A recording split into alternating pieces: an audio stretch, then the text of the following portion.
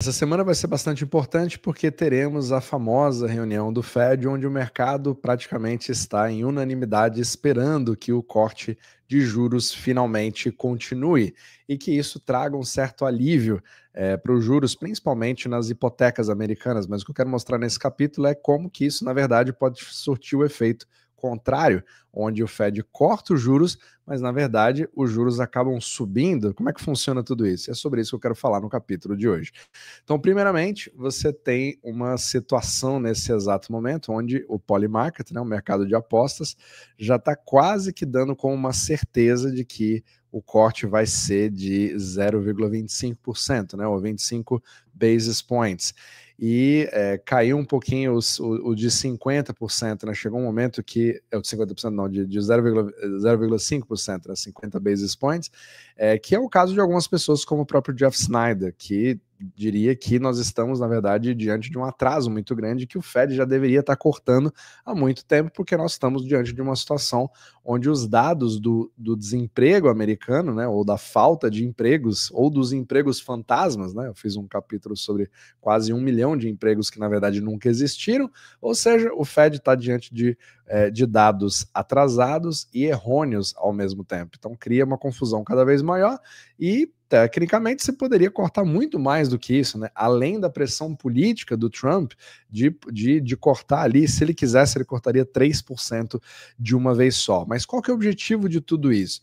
Trazer alívio em princípio, mas quem estuda esse podcast ou acompanha, né, os conteúdos que nós fazemos, principalmente aqui no Substack, eu mostro como essa relação, na verdade, é bem diferente do que a maioria das pessoas imagina. E eu tenho não somente vídeos gratuitos, como artigos exclusivos e vídeos exclusivos para membros todos os fins de semana, criando aqui a Universidade Omnimacro, onde você pode acompanhar em detalhes todos os mitos em relação a dinheiro, taxa de juros, como que as coisas realmente funcionam, mas além disso, eu também disponibilizo gratuitamente os resultados do portfólio Omnimacro, onde eu uso esses dados para poder fazer ali investimentos. E nesse exato momento, nesse exato momento, nós passamos de 15% nesse ano, desde o dia 4 de abril, e você pode seguir gratuitamente, mas membros podem acompanhar exatamente no que, nas alocações, né, na qual nós estamos investidos aqui no portfólio Omnimacro. Então vamos lá, continuando. Então vamos falar agora sobre o mortgage.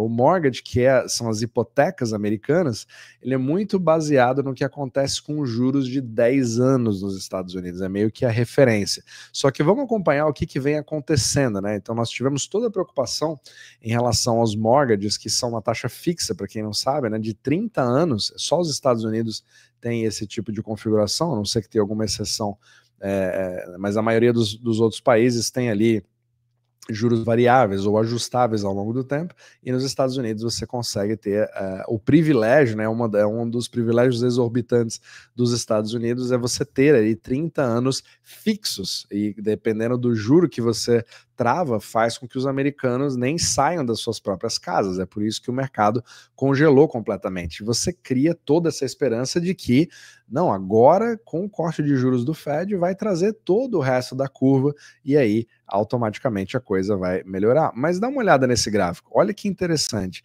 Desde 2022, você teve aquela subida, aquela disparada que criou toda essa confusão nos Estados Unidos, congelando praticamente os mercados e todo mundo acusando os juros, né? Sendo que, como eu falo bastante nesse podcast, o maior problema são os preços e não necessariamente os juros, porque afinal de contas, ele já esteve bem maior do que isso. É só você ter a visão de longo prazo. Então, nos anos 80, olha aqui o mortgage, ele já foi quase 18%, mas isso pouca gente fala. O que causou problema foi essa pernada aqui, muito mais recente. É por isso que eu gosto de trazer os gráficos para ser muito mais de longo prazo e ter uma visão bem mais macro sobre as coisas. Mas enfim, subiu bastante, de fato isso causa uma série de problemas, e uma pessoa que tem um mortgage que estava aqui, né, ali com seus 2,6%, 3%, não faz sentido eles saírem para 7%, quase 8% de mortgage, que foi o caso em outubro de 2023. mas pouco se fala sobre esse movimento aqui. O mortgage rate veio caindo desde 2023 e nós estamos aqui quase cruzando novamente a média aqui dos 200 dias. Ou seja, peraí, mas o Fed não cortou o juro ainda? Por que o mortgage está caindo, apesar do Fed ainda não ter cortado? Mas peraí, não preciso do Fed primeiro para cortar, para depois o mortgage cair? É exatamente um dos grandes problemas de você atribuir uma responsabilidade que o Fed não tem. E a resposta de tudo isso é a curva de juros, sempre ela. Então aqui, se você dá uma olhada, esse aqui é o mercado real, né? O Fed, os juros do Fed, como eu sempre falo, eles estão antes aqui da esquerda, né? Esse último da esquerda são os bonds de 1 mês dos Estados Unidos, mas o Fed Funds Rate, que é esse juro que todo mundo está esperando, como se fosse uma final de Copa do Mundo, como se fosse resolver todos os problemas do universo, eu estou falando obviamente de forma irônica, ele nem está aqui nesse gráfico, ele está antes. Então você percebe que ele tem uma influência só nessa parte aqui, como se fosse um pincel segurando essa cordinha, segurando aqui em cima, né? Ele afeta de fato de 1 mês, 2 meses, etc. Mas você percebe que a partir de 2 anos, 1 ano, 2 anos, ele já não sofre essa influência do Fed, né? A gravidade ela puxa mais forte. Por quê? Pela busca por colateral, pela busca por segurança e liquidez. E isso daqui é crucial para você entender esse processo. O resto da curva, que é o de longo prazo, né? Você tem aqui os de 20 anos e 30 anos, eles têm juros ainda baixos, só que maiores do que esses juros aqui. É isso que é importante você entender. Você tem toda uma narrativa de que ninguém quer mais a dívida americana, ela é uma batata quente, todo mundo está se livrando dela, mas isso mostra claramente como é um amadorismo se você entende como o mercado funciona. E eu não estou dizendo que a dívida americana não é um problema, ou que o governo está gastando que nem um bêbado, né, completo, mas o que você precisa entender é que isso não tem nada a ver com o mercado de bonds. O mercado de bonds gera liquidez para o mundo inteiro.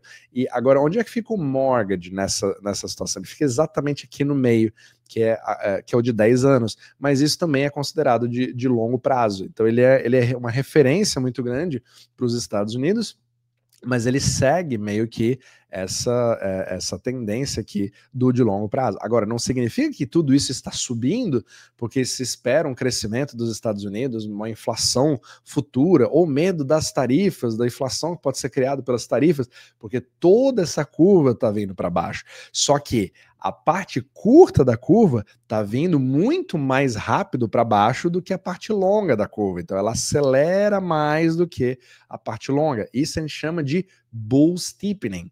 Essa inclinação, que em princípio era para ser uma boa notícia numa economia mais saudável, né? Quanto mais o tempo passa, mais risco tem, mais se espera um crescimento da economia, é exatamente o contrário. Você está vendo todo mundo, você está vendo uma enxurrada de dinheiro entrando nesse mercado, mas ela está entrando mais ainda nessa parte aqui, que é o colateral, que são os famosos T-bills, que é exatamente o foco do Scott Bessent. Agora, por que você pode ter um corte de juros e, de repente, esses juros começam a subir? Você não acabou de falar que está tudo caindo? Mas é aí que vem o pulo do gato.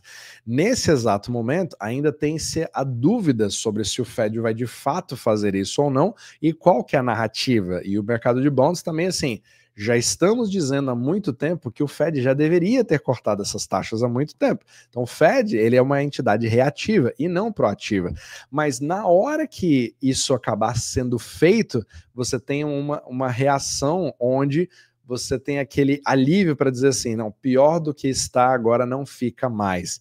E esse alívio temporário acaba fazendo com que você tenha uma subida, né? Que tecnicamente as pessoas veem como uma coisa ruim, mas isso é uma coisa boa, porque tecnicamente você esperaria mais inflação, mais crescimento, né? Uma inflação baseada em crescimento e não problemas de estagflação ou todas essas coisas que estão sendo faladas por aí. Então é uma série de confusões que podem fazer com que você corte os juros e de repente o mortgage volta a subir. Então ninguém está falando agora que o mortgage na verdade já está caindo nesse exato momento pelos motivos errados, é porque você tem uma busca por segurança, liquidez do mercado mundial comprando ali dívida americana e e na hora que o Fed vai de fato cortar, ele acaba subindo, e isso aconteceu 2 vezes no passado, mas esse não é o único motivo desse bull steepening, digamos assim. Você também tem um movimento que pode fazer, né, o juro de 10 anos subir, não existem garantias, né, não é uma certeza, mas existem somente probabilidades.